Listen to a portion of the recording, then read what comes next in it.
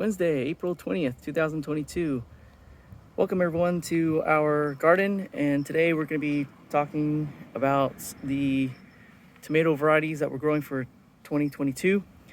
These are our kitchen tomatoes, so we grow them for either making sauces or fresh eating in salads or burgers. Due to limited space, we don't have varieties that we're growing for novelty. These are pretty pragmatic for Southern California.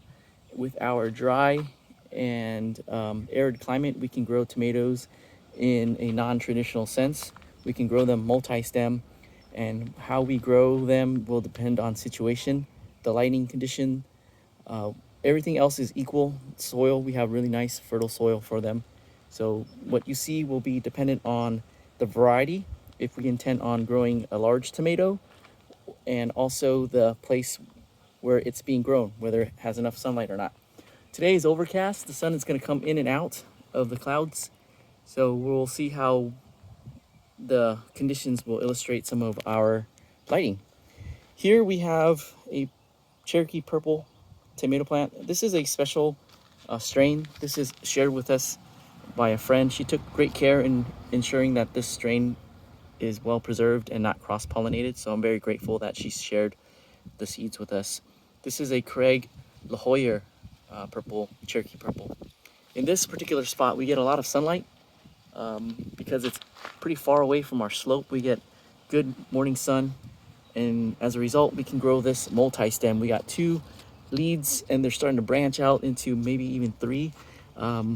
With the fruit coming in, and I'm seeing a lot of blossoms coming in, I've gone ahead and terminated this lead. So at the end, I pinched it off so that we can stop the growth and rather have the plant start to focus, direct that energy towards the tomatoes. If we want a lot of medium-sized tomatoes, especially the Cherokee purple, here in Southern California, we can just let it grow, slump it over, whatever, just let it grow wild, and you'll get tomatoes that way as well. So another Cherokee purple is over here. It's probably 3 feet apart, but the lighting conditions different here, so we'll have to be mindful about it. We have 2 main leads, and we might start to pinch off and have it just grow single stem here. This is a standard Cherokee purple from a seed packet that we've been growing. We save the seeds and grow year after year. So the Cherokee purple are slicing tomatoes. They're great for eating fresh in sandwiches or burgers. We have paste tomatoes, and these are the Principe Borghese. The smaller tomatoes, you can let them grow multi-stem and just let them grow wild.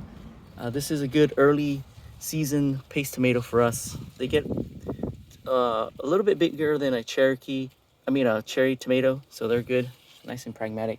And we have them growing in more shade because it doesn't need as much sunlight as the bigger tomatoes.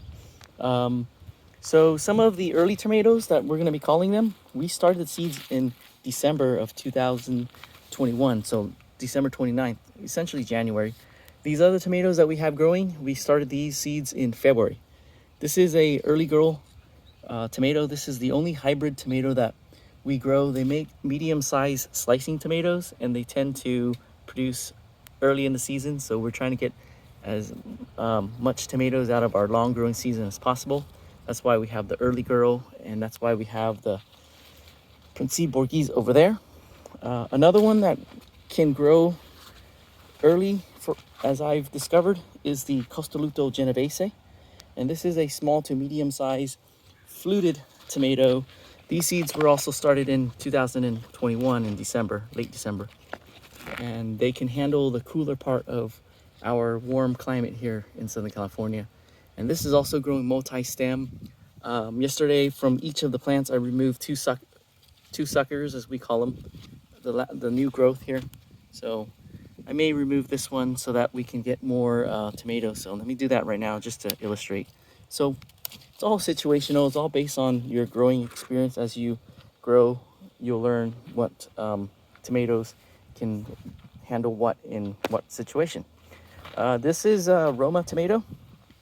This is a later season producer. They make these good sized Romas. And then back here we have another slicing tomato. This is, I believe, Mortgage Lifter, if I remember correctly. We also have additional Roma tomatoes that are new to us. It's called the Martino's Roma. And before I get out of here, almost tripped on some of the zucchini vine here. We have a zucchini that we started to seed in November, and we got zucchini in January. And this was grown in a polytunnel as a test to see if it will produce for us, and surprisingly it did. So if you're just seeing this plant for the first time, this is its situation. And we have a succession plant up on the slope there, and that's coming in. So we're going to be removing this older plant, as it is, as I like to grow plants, especially the zucchini plant in their prime. They can tolerate more quote unquote abuse. So if you grow zucchini, you have to be very mindful about not spraying the leaves, otherwise they get powdery mildew. But on younger plants, they're more tolerant. So that's why we're going to be succession planting the zucchini. The other thing I want to show you before we harvest them is our Maui onion. We got some cardboard cloth to protect this bed from either a skunk or raccoon that keeps digging in here and disturbing our Maui onion. And we had one that was pulled out yesterday by the skunk or raccoon. We ended up making pasta carbonara with that onion. And let's move along, and I will show you the other tomatoes that we have growing in the backyard.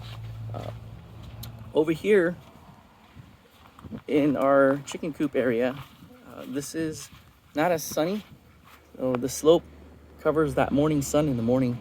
So here we have the plants growing single stem, and then the spacing is more generous than normal. In a very sunny location, I would plant them maybe 10 inches apart, but here they're almost 2 feet apart.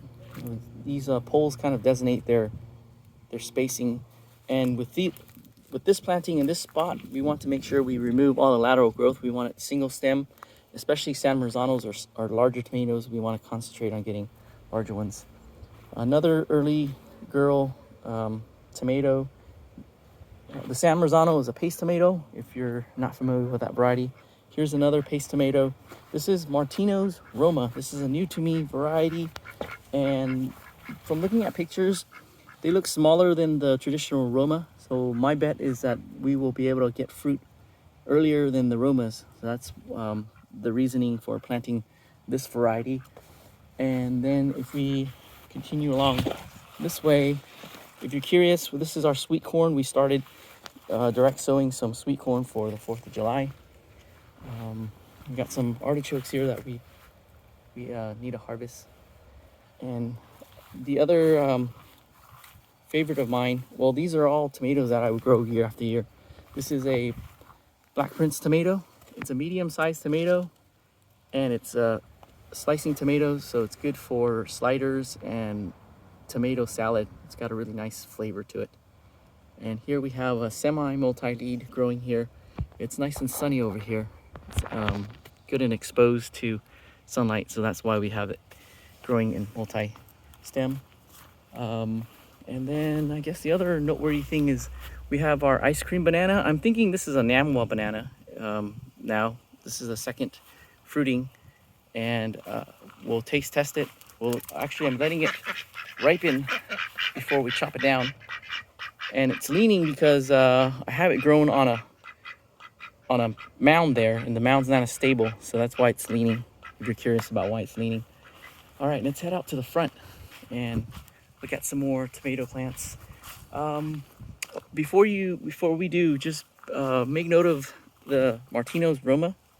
And here, once again, because of that slope, the plants don't get sunlight until around now, which is noontime. We're actually 11 a.m.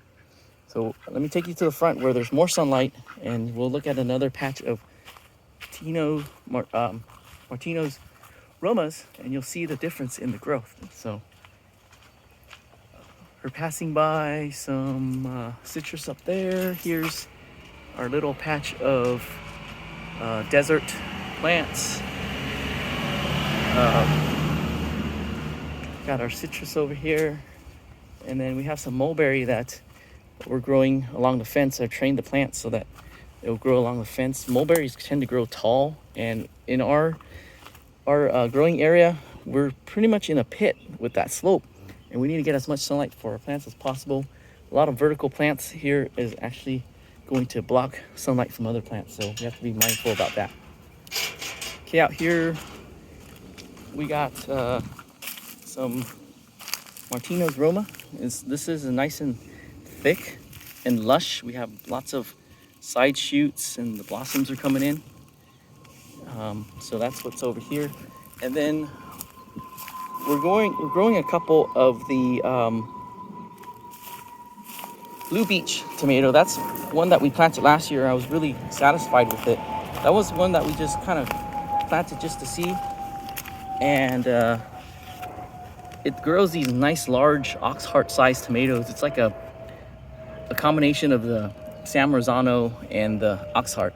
So we're gonna train a couple of the plants along the fire thorn bush here. And then over here we have a rose. This is the Lady of Shallot rose. You'll see a lot of peachy color flowers. I like that color with flowers, so you'll see a lot of those. That is Opus 3 bronze snapdragon. Come along this way, we got some scabiosa. This is an interesting flower. It's got this like cool pom-pom flower. The person who gifted those seeds to me let me know that they can grow wild, so if you grow scabiosa, that's a note from her. They can get out of control, so be mindful about that. Okay, the last patch of tomatoes are these ox heart tomatoes that was recently transplanted on our porch garden. We're refreshing the porch garden, so this will look nicer once everything grows in. Got some stuff to cover the top of our soil to prevent it from drying out and preserving the life of the microorganisms that's in the soil. These are nice big ox heart tomatoes. They get over a pound, but in the porch we don't get sunlight until the afternoon, so they tend not to get over a pound, but to be able to get tomatoes nonetheless is a good thing. So that's why we have them planted out here. So that concludes our tomato tour for the 2022 season as far as the varieties we're growing. So check back in later in the year for when we harvest them. Thanks for coming out and visiting as always, and we'll see you in the next video.